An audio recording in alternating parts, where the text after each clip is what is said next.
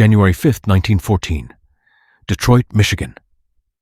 Inside the offices of the Ford Motor Company, Henry Ford and his deputy James Couzens announced something that stuns the entire country. They are going to more than double the pay of their factory workers to $5 a day and cut the workday from 9 hours to 8. Overnight, Ford becomes the most famous businessman in the world, hailed as a friend of the working man. But the real reason behind the $5 day is stranger and colder than the legend that grew around it. To understand it, you have to go back a few years to the machine that made Ford rich. In 1908, Ford had introduced the Model T, a car simple and sturdy enough for ordinary people. To build it cheaply, he did something revolutionary. In 1913, at his Highland Park plant, he perfected the moving assembly line.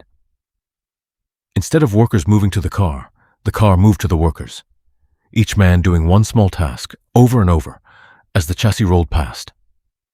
The results were staggering. The time it took to build a Model T fell from over 12 hours to just 93 minutes.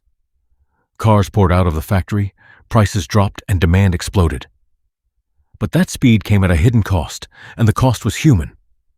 The assembly line took work that had once required skill and pride and broke it into tiny, mindless, repeated motions. It was exhausting and monotonous, and often dangerous.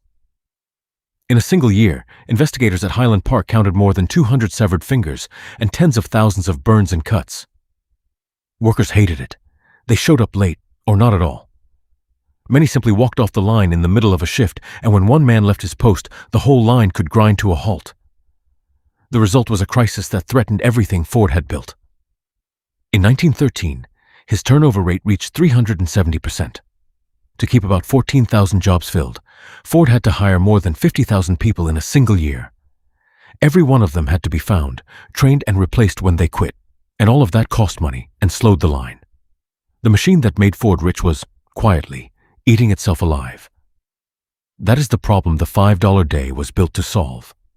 Before the change, the average Ford worker earned about $2.34 for a 9-hour day. Ford's offer of $5 for 8 hours was not just a raise, it was a transformation, more than doubling a man's pay for less time on the clock. And it worked exactly as Ford hoped. Turnover collapsed. Workers who had fled the line now clung to their jobs, willing to endure the monotony for wages no other factory could match.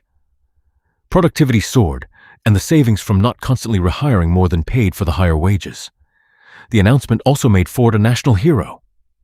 The idea of a rich industrialist sharing his profits with ordinary workers was unheard of. Newspapers around the world praised him. And tens of thousands of desperate job seekers poured into Detroit, hoping for a place on the line. On a freezing morning outside the Highland Park plant, so many thousands gathered looking for work that the crowd turned into a near riot, and the police turned fire hoses on them in the winter cold. But there was a catch, and it revealed the other side of Henry Ford. The $5 was not simply a wage. Much of it was profit sharing, and to receive the full amount, a worker had to qualify. To decide who qualified, Ford created something extraordinary: a sociological department, staffed by inspectors who went into workers' homes. They examined how a man lived. They checked whether he drank, whether his house was clean, whether he saved his money, whether his family life met Ford's standards. Immigrant workers, who made up most of the workforce, were pressured to attend classes to learn English and become properly American. Live the way Ford wanted, and you got the full $5. Fail his inspection, and you did not. So the same policy that lifted thousands of families into comfort also gave one company unprecedented power over how its workers lived, far beyond the factory walls. And that raises the real question at the heart of the story. Why did Ford actually do it? To this day, people disagree. Some believed it was genuine idealism, a wealthy man trying to share his success. Others saw a cold business decision to stop the ruinous turnover and squeeze more work out of the line. Some called it a brilliant publicity stunt.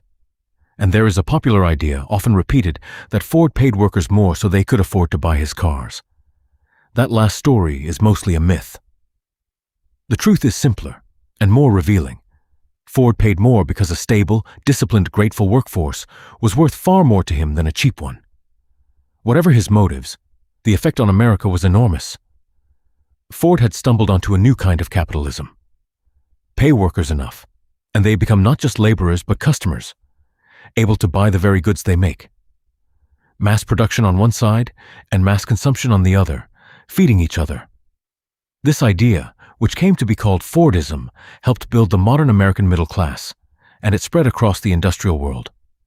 For millions of families, a factory job could now mean a house, a car, and a life their parents could never have imagined. But the legend of Ford the worker's friend hides a darker truth. Ford was, in fact, one of the most controlling employers in America, and one of the most bitterly anti-union.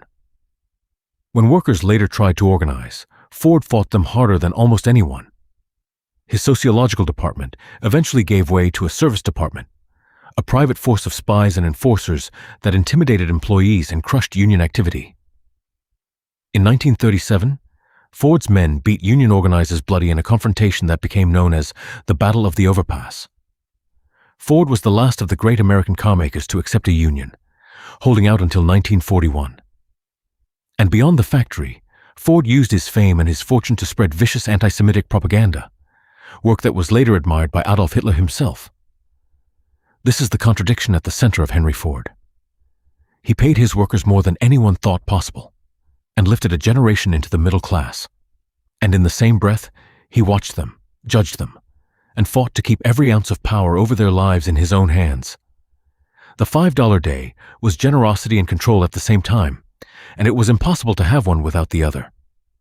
More than a century later, the pattern he set is everywhere. Companies still raise wages not out of kindness, but to keep the best workers loyal and the machine running smoothly. Every time a corporation pays well to buy your loyalty, it is following a plan written in Detroit in 1914.